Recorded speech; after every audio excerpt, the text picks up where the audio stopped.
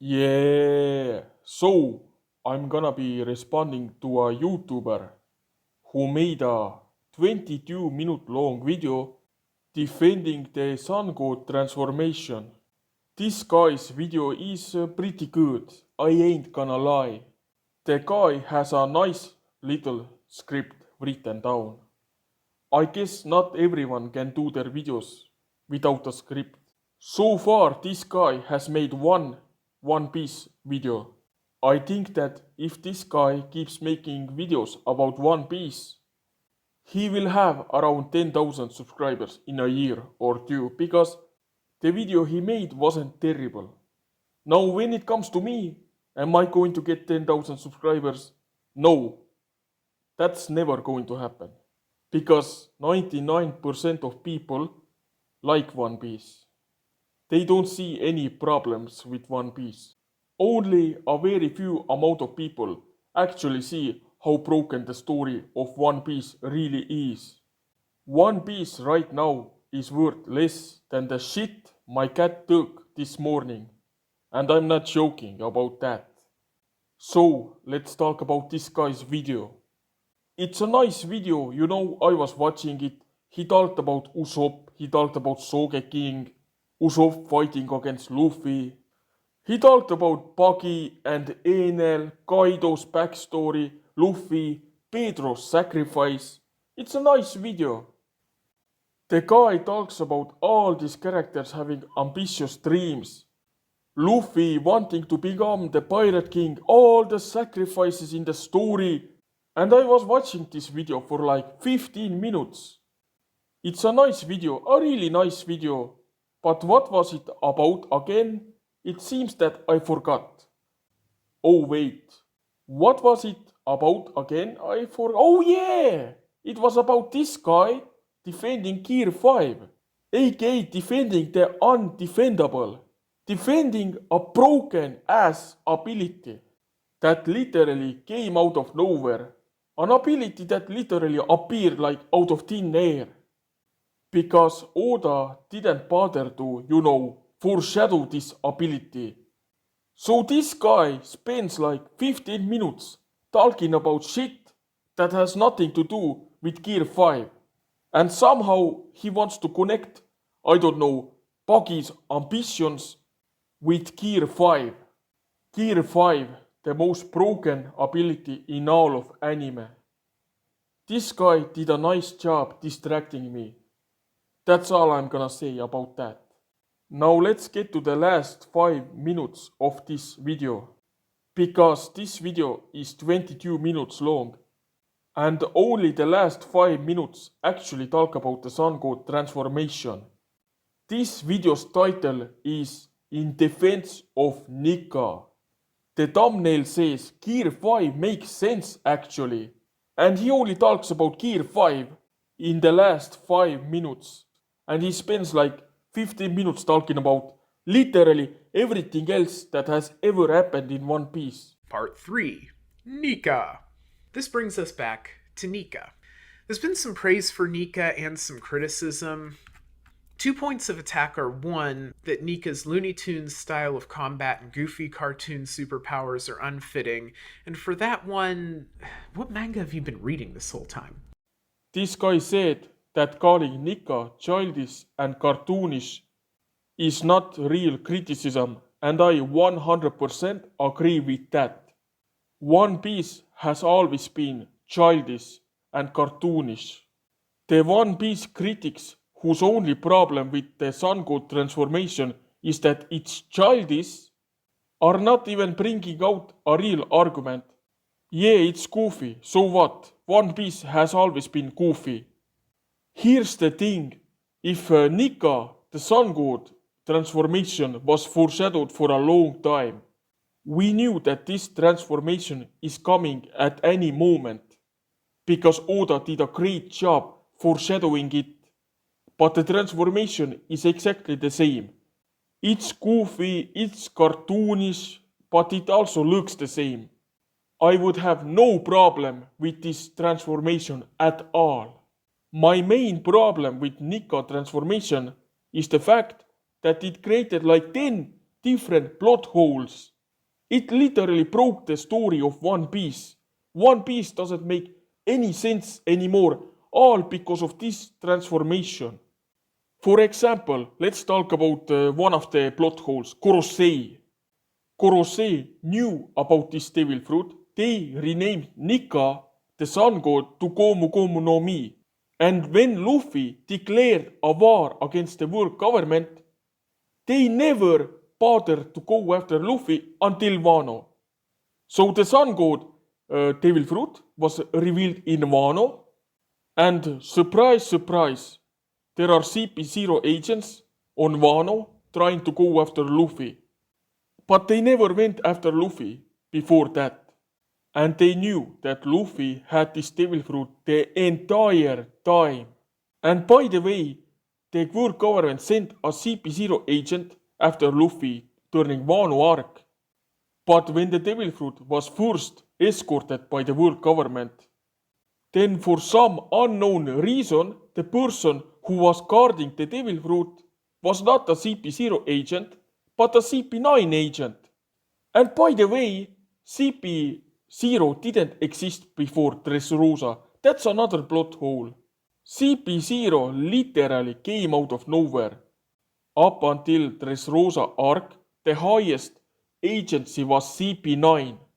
CP9 was the secret world government organization.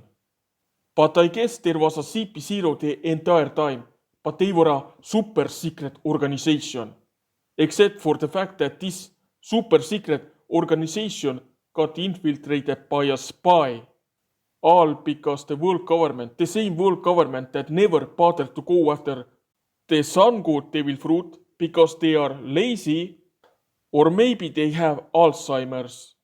Anyways, CP0 got infiltrated by a spy because this incompetent world government, these stupid Korosei members, allowed a creation of Vegapunk to join the CP0 agency. And then they sent the creation after its master. And of course, the creation betrayed them. So the Korosei is a complete joke. It's funny. This entire video is about me trying to debunk how Gear 5 makes sense. It doesn't make any sense. And the moment I start talking about the story of One Piece, I can't stop talking about all the plot holes. Because One Piece is so broken. I talk about one thing that doesn't make any sense, then I connect it with another thing that doesn't make any sense. Anyways, let's get to the topic at hand. This topic was about the sun god transformation being childish. Who cares? Literally, who cares about the sun god transformation being cartoonish, goofy, childish? Yeah, I think that's the smallest issue when it comes to the sun god transformation. This transformation created a lot bigger problems. Like the entire story of One Piece not making any sense anymore. The second criticism is that Nika kind of comes out of nowhere, which is a criticism with more meat on its bones. Well, it did. The sun god transformation came literally out of nowhere. And I already debunked the sun god was foreshadowed in Skypiea nonsense in the 1 hour long video that I made. So I'm not gonna go over it again. Nika coming out of nowhere has more merit than the first critique. The biggest hole is that there has not been a devil fruit that's been misrepresented so far. The secret nature of the Gum Gum fruit was never hinted at.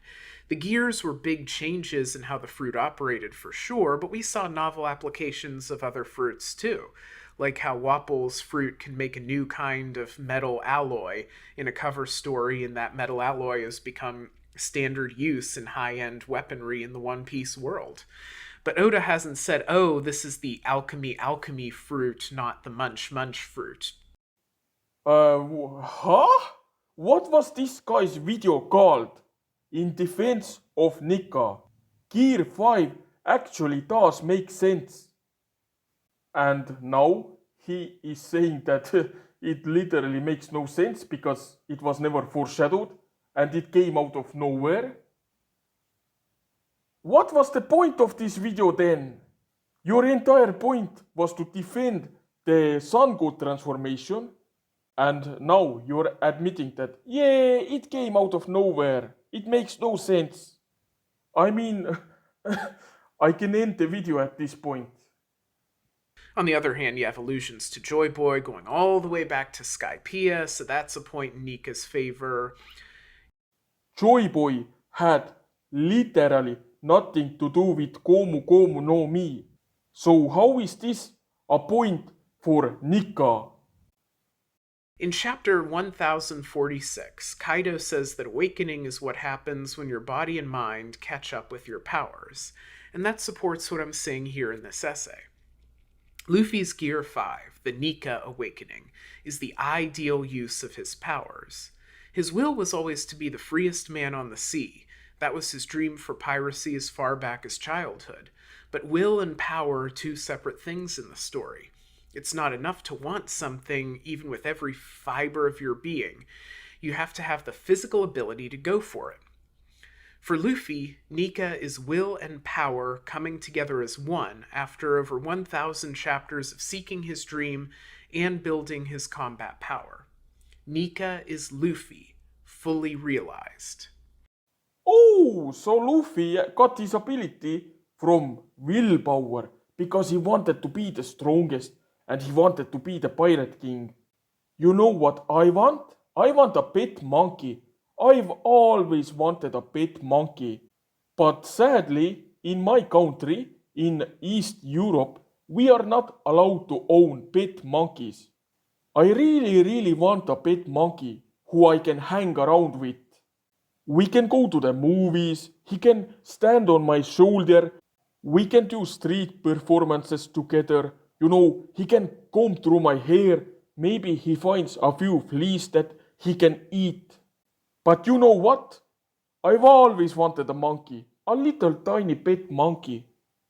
But just because I want a pet monkey, it doesn't mean that tomorrow I'm gonna wake up, open my door, look down, and there's a little pet monkey staring straight into my soul, looking into my eyes.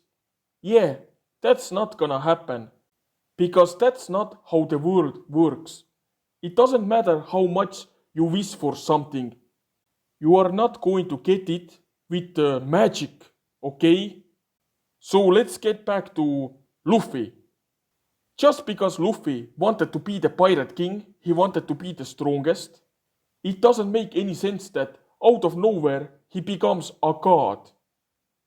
And by the way, what's the point of becoming the pirate king if you already became a god? Isn't God higher than pirate king? I understand that One Piece is in a fictional world. It's not real. But if the story writer gives the main character bullshit power-ups just because the main character wishes he was stronger, then whoever writes this story clearly has no idea how to write a good story. Anyways, that's all. I'm gonna go check at my door. Maybe I'm gonna get a magic monkey just like Luffy got his magic bullshit power-ups.